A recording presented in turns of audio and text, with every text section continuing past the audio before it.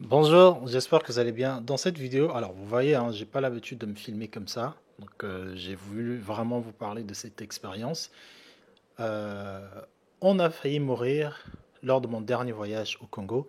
Et j'ai pas voulu en parler ici sur YouTube parce que je pense que bon, déjà pour ma sécurité, je me disais est-ce que si j'en parle, je veux pas trop attirer l'attention. Mais je pense que maintenant il est temps d'en parler parce que j'ai failli littéralement être captivé ou assassiné parce qu'on allait faire une dinguerie pendant que j'étais au Congo. J'ai passé un mois au Congo et cette expérience a failli me coûter la mort. Et le pire, c'est que j'ai fait cette chose, cette erreur, la veille de mon voyage. Et s'il te plaît, regarde cette vidéo. Vous savez, j'ai pas l'habitude de venir faire des vidéos de scandale ici pour attirer l'attention. Ça ne me ressemble pas du tout. J'ai pas besoin de ça pour avoir de l'attention. Ok? Donc, si ce que je veux dire dans cette vidéo, si tu penses que ça pourrait t'aider, regarde cette vidéo. Et aussi, ce que je dirais dans cette vidéo peut aussi être appliqué à beaucoup de pays africains. Donc, s'il te plaît, regarde cette vidéo jusqu'à la fin. Pour te faire gagner du temps, je ne vais pas te raconter toute la version parce que ça va être long pour rien. En gros, je suis parti au Congo. Derrière, vous allez voir, j'ai même les images de ma vidéo YouTube lors de mon voyage au Congo. J'ai passé un mois parce que ça faisait un moment que je n'étais pas allé au Congo. Je voyageais un peu dans pas mal d'autres pays africains, sauf dans mon pays. Donc, je suis du Congo, Mfoa, si vous voulez, Brazzaville. Alors, on partait visiter des terrains parce qu'on voulait acquérir plusieurs hectares pour des projets que je ne parlerai pas peut-être ici. Peut-être avec le temps, j'en parlerai. Mais bref, on partait visiter plusieurs lieux au Congo, donc le nord, le sud, dans le Poul, dans la Bouenza et tout. Alors, pour vous faire un petit historique, je pense que vous avez tous connu la guerre civile qu'on a eue au Congo. Pour ceux qui ne le savent pas, on a eu plusieurs guerres au Congo. Il y a eu une guerre quand le président actuel a pris le pouvoir. Il y a eu une autre guerre quand il y a un autre président qui est arrivé. Ensuite, une autre quand il est revenu. Et comme dans tous les pays africains, la majorité, on est toujours dans des trucs un peu tribal. Donc il y a un peu la zone nord, donc la zone du président, qui est toutefois en guerre avec la zone sud. Et je pense que les gens du Sud, généralement, voilà, il y a toujours un peu ce souci-là. Donc bref, pour vous la faire vraiment courte, parce que je ne veux pas mettre en danger les personnes qui se trouvent dans cette vidéo, je ne veux pas mettre en danger ma sécurité, parce que je souhaite retourner au pays.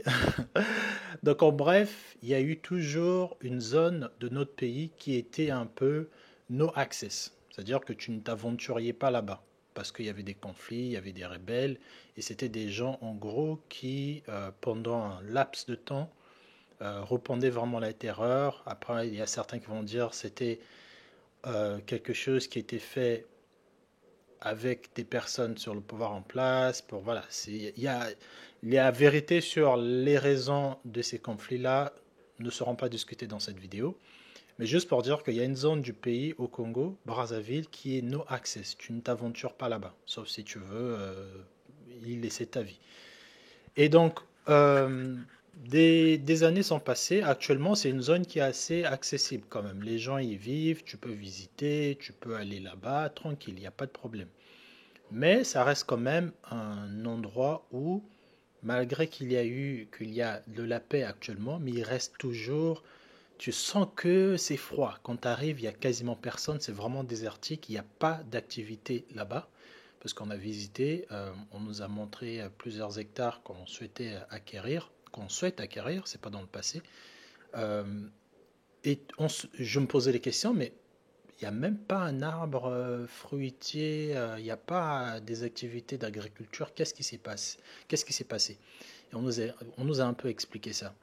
Donc bref, juste avant d'arriver dans ce village-là, où j'ai failli laisser ma vie, le jour d'avant, on a visité un autre village aussi, où on allait visiter des terres qu'on avait prises.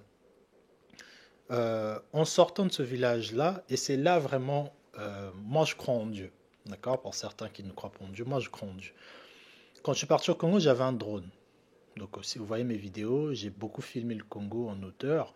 Et pourquoi je disais au début de la vidéo que ce que je veux dire dans cette vidéo pourrait être aussi appliqué à plusieurs personnes qui voyagent des pays africains, parce qu'il faut savoir que dans nos pays africains, surtout dans les capitales, il y a plusieurs camps militaires. Il y en a énormément, surtout à Brazzaville, il n'y a que ça.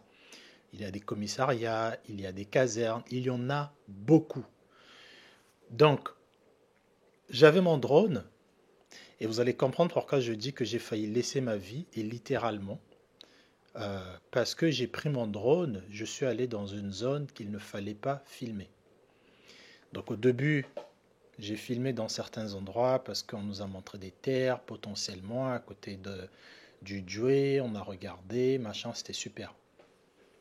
En sortant de là, je décide donc de faire voler mon drone sous le pont de Lufulakare. Pour ceux qui connaissent un peu, le pont de Lufulakare, c'est ce qui sépare deux villes, en tout cas une zone entre Kinkala et une autre terre. Je sais pas exactement comment ça s'appelle, mais en tout cas le pont de Lufulakare, c'est un pont qui est connu de beaucoup de Congolais. Donc on arrive dans cet endroit-là, je fais mes images de drone. Je filme tout, on visite aussi certaines terres, certaines opportunités aussi de business super intéressantes. On allait visiter en tout cas beaucoup de choses, super cool. Et donc là, on sort de cet endroit. Je dis arrêtez-vous s'il vous plaît, je veux faire une image du pont. On me dit ouais, mais le pont, tu l'as déjà filmé et tout. Je dis non, s'il vous plaît, je veux quand même filmer. Et donc là, je sors mon drone. Et alors, je vais vous raconter, je sais piloter un drone. J'ai piloté mon drone dans beaucoup d'endroits un peu plus dangereux que celui-là, que le pont, d'accord. Donc je sors, et pour vous montrer, au fait c'est grâce au drone, c'est grâce à la perte du drone que j'ai été sauvé. Et donc là je dis au convoi de s'arrêter, je sors mon drone, je fais mes images, et en revenant, parce que le pont, donc j'avais fait un plan du drone qui partait, et je voulais faire un autre plan du drone qui revenait, alors que normalement, bah, un seul plan, tu peux le reverser et faire comme si c'était aller-retour. Mais moi, dans ma tête, j'étais obsédé de vouloir faire reculer le drone euh, alors que j'avais déjà le plan. Donc tout ça encore, c'est mon esprit qui me guide. Et donc là, ce qui arrive, gros drame, le drone se jette dans l'eau. D'accord? Sachez que dans un drone, quand tu n'es pas en mode FPV, le mode FPV c'est un peu le mode freestyle où le drone il vole comme ça. Quand tu es en mode auto, donc vraiment en mode quand tu mets le bouton par exemple pour aller devant, le drone va devant, il ne penche pas, sauf quand il y a du vent. Sur ce point-là, il n'y avait pas de vent. Et donc là, mon drone tombe devant mes yeux, un drone que j'ai acheté en partant au Congo. Et là, tout le monde, non, mais je vais sauter dans l'eau. J'ai dit, hey, le Foulakari, si vous voulez, c'est l'eau du fleuve. Il y a l'eau du fleuve qui passe, il y a l'eau de rivière. Voilà, c'est vraiment un centre où tu as un peu beaucoup d'eau. En plus, ce jour-là, il pleuvait, donc c'était plein. Tu pouvais rien voir. Et donc, mon drone, il tombe. Et bizarrement, moi, bon, ça m'a choqué quand même de voir le drone tomber. Mais quand je l'ai vu, quand j'ai vu en tout cas l'impact, je me suis dit, bah, c'est rien, c'est que du matériel. Et tout le monde, je voyais des gens commencer à essayer de reculer pour tomber dans l'eau, pour aller chercher le drone. J'ai dit, laissez tomber. Et donc là, on sortait d'une belle journée parce qu'on a découvert une nouvelle culture d'agriculture qu'on ne connaissait pas chez nous, dans notre région. On découvre des personnes, on mange, on rigole, il pleuvait, on était sous la pluie, on a mangé. En tout cas, on avait passé une très belle journée. Et donc là, grosse tristesse, tout le monde était triste. Ouais, on n'aurait dû pas venir ici, tu n'aurais pas dû filmer. J'ai dit, hey, tout ce qui arrive a été écrit. D'accord? Donc moi, j'étais vraiment zen, alors que le drone, ouais, je l'ai acheté peut-être 800 euros. Et ça veut dire que la carte mémoire qui était dans ce drone-là, avec toutes les images que j'ai faites avant et pendant ce voyage, je ne les ai pas. En sachant que j'ai fait des très belles images quand même, des très très très belles images. Et donc, pourquoi je pense que c'était Dieu qui m'avait sauvé ce jour-là? Parce que le lendemain, on allait dans cette fameuse zone militaire interdite au public. Et donc, je vous rappelle qu'actuellement, c'est une zone où tout le monde quasiment peut aller. Il faut juste faire attention. On était bien accompagné, donc on avait le droit. Mais par contre, on n'avait pas le droit de faire voler un drone. Parce que faire voler un drone dans cet endroit surveillé, au fait, c'est juste un suicide. Surtout le drone, vous connaissez, hein, les drones, ça fait du bruit. Quand tu fais voler un drone, au fait, c'est comme si tu allais espionner ces endroits-là.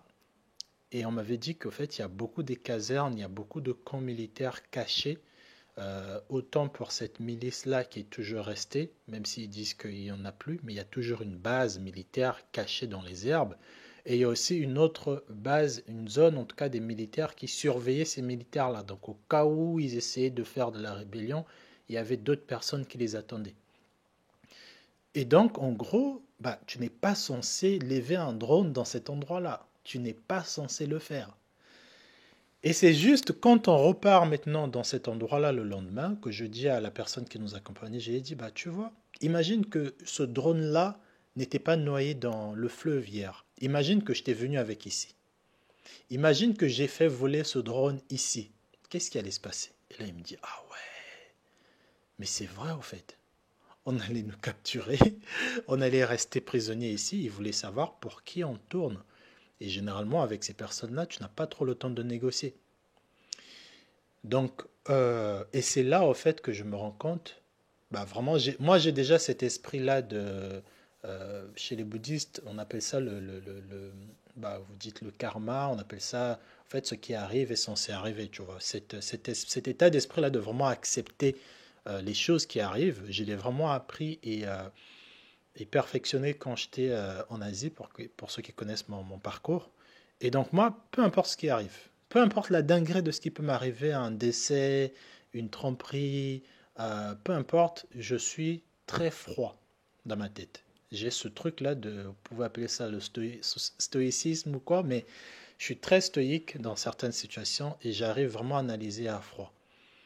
Et quand j'ai vu et on a même dit à certains villageois, bah, en fait, on était censé ramener un drone. Ils ont dit, ah quoi, un drone? Un drone ici, là? Mais vous êtes fous, quoi. Donc voilà, en fait, voilà la leçon que j'ai tirée de cette situation, c'est que quand tu arrives quelque part, euh, essaie de te renseigner. Renseigne-toi parce qu'au Congo, comme dans beaucoup de pays hein, en Afrique, il y a beaucoup de bases militaires parce que vous savez, il y a des présidents sortants, des présidents restants, et il y a toujours, chaque président avait toujours sa petite milice. Et donc, quelque part, en fait, ils se cachent, ils attendent juste que ça pète pour sortir. Il y a aussi beaucoup des militaires qui traînent dans les pays africains. Et donc, quand on vous dit que vous ne pouvez pas faire voler un drone dans une certaine zone, ne faites pas les Européens, oui, moi j'ai des autorisations, oui, moi je travaille pour telle chaîne, moi. Non. Sauf si tu es accompagné de ces personnes-là, en tout cas de cette bande-là, mais ne t'entête pas.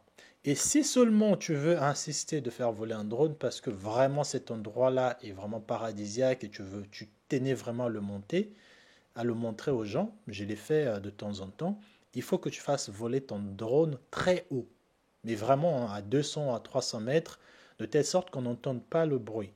Et même ça, je me dis, si tu es conscient qu'il y a une zone interdite dans cet endroit, ne le fais pas. Mais s'il y a certaines zones interdites, deux fois c'est juste deux fois c'est juste des habitations, des personnes, des personnalités. C'est pas forcément des zones militaires. Mais toute zone militaire en Afrique, il faut que tu te renseignes d'abord. On connaît tous aussi que dans nos pays africains, il y a des zones militaires françaises, il y a beaucoup de bases militaires françaises. À Abidjan, par exemple, j'étais choqué de voir que la base militaire française se trouve en pleine ville. D'accord? C'est pas genre à des milliers de kilomètres, comme dans certains pays, au Tchad, au Niger. La base militaire française, en tout cas, il y a beaucoup des militaires français en Côte d'Ivoire qui se trouvent quelque part là dans la ville. Donc imagine, toi, tu ne sais pas, tu viens, tu prends ton drone, tu fais voler un peu de partout. Tu vas aller révéler, on va croire que tu veux révéler certaines infos, alors que toi, tu es juste un petit touriste qui veut montrer la beauté aérienne de ton pays. Donc s'il te plaît, renseigne-toi parce que tu peux vraiment y laisser ta vie. Ici en France, on va t'arrêter, on va te faire payer je sais pas, une amende, on va peut-être te dire d'effacer les images. Au pays, on va péter ton drone déjà. Et si tu tombes sur un mauvais jour où la personne qui va t'accueillir, il a été puni parce que machin, machin, mon gars, c'est fini. Il va vouloir prouver aux autres comment il est viré. Il va te briser le bras. Il peut même te mettre une balle dans le pied. Parce qu'on va voir, tu es français en plus. Et il suffit que tu tombes dans un pays où la France est un peu en bif parce qu'actuellement ça part un peu en cacahuète. C'est couille pour toi.